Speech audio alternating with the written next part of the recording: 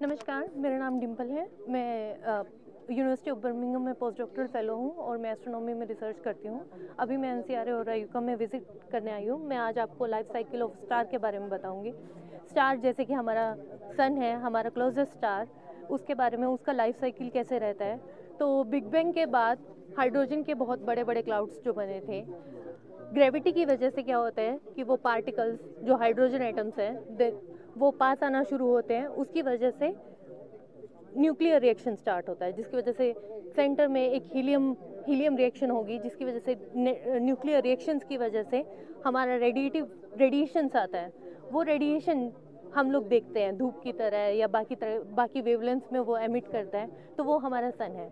अभी सन में क्या है, दो तरह के फोर्सेस लग रहे हैं। एक है ग्रेविटेशन फोर्स जो उसको नीचे की तरफ पुल करता है, जितने भी उसके जिस मैटर का बना हुआ है वो मैटर उसको नीचे की तरफ पुल करेगा due to gravity. But center में जो हमारा न्यूक्लियर रिएक्शन हो रहा है उसकी वजह से जो रेडिएटिव फोर्सेस निकलेंगे वो उसको क्या करेगा, काउंटर बैलेंस करेगा।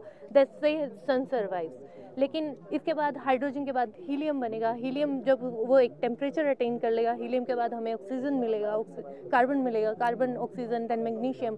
तो ये प्रोसेस कब तक जाता है, हमारा ये प्रोसेस जाएगा आयरन तक।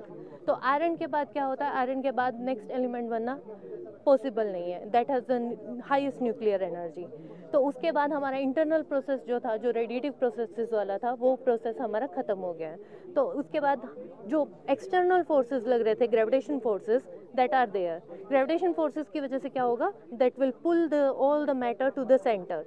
जब मैटर पूरा का पूरा सेंटर की तरफ जाएगा तो उसका क्या होगा, सेंटर में डेंसिटी बहुत इंक्रीज हो जाएगा। सेंटर में डेंसिटी इंक्रीज होगा, उसकी वजह से आपका सेंटर में एक कॉम्पैक्ट ऑब्जेक्ट बनेगा, जिसको हम बोलते हैं वाइट ड्वार्फ स्टार या पांढरा बट्टू तारा।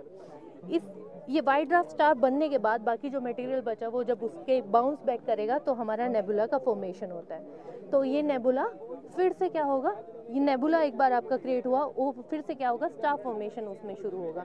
तो ये एक तरह का साइकिल हो गया कि स्टार फॉर्मेशन नेबुला से शुरू हुआ, उससे स्टार बना, स्टार का डेथ हुआ, स्टार डेथ के बाद then it again a nebula. ऐसे ही ये हमारे सन के लिए था। ऐसे ही हमारे पास अपनी गैलेक्सी में 10⁻11 स्टार्स हैं। सन से भारी स्टार भी होंगे, थोड़ा कम भारी स्टार भी होंगे, जो सन से 10 टाइम्स लार्जर जिनका मास रहता है। उनके केस में क्या होगा, बीच में एक सुपरनोवा, ये प्रोसेस थोड़ा बड़ा हो जाएगा, सुपरनोवा बनेगा और सुपरनोवा से हमारा जो सेंटर का डेंस ऑब्जेक्ट है that will be a black hole और न्यूट्रॉन स्टार। जब ब्लैक होल और न्यूट्रॉन स्टार आपस में मर्ज करते हैं देन अगेन उसका किलोनोवा बनता है। Kilonova is again there will be ejection of material, जो गोल्ड होता है, प्लेटिनम होता है, that is because of kilonova. और जब हमारा सुपरनोवा होता है उससे हमारा आयरन, मैग्नीशियम, निकेल, ये सब बनता है। तो जितना भी हम आज एलिमेंट्स देखते हैं अपना पीरियोडिक टेबल में, that are only, there is only one process in the universe. एक ही प्रोसेस है उसका बनने का, जब किसी स्टार का डेथ होता है। तो ये स्टार डेथ होने के बाद जो हमारे एलिमेंट्स निकलते हैं ये सब स्टार डस्ट है। और यही हमारे जीवन में आप देख सकते हैं आसपास। आपने ये जो मटेरियल बना हुआ है ये भी स्टार डस्ट से बना हुआ है, हम लोग जो बने हुए हैं वो भी स्टार डस्ट से बने हुए हैं। तो हम सब का उत्पत्ति, हम सब जिस मटेरियल से बने हुए हैं, that is the only process in the universe, star dust. तो इधर आप देखेंगे periodic table, this is all elements are created using this process.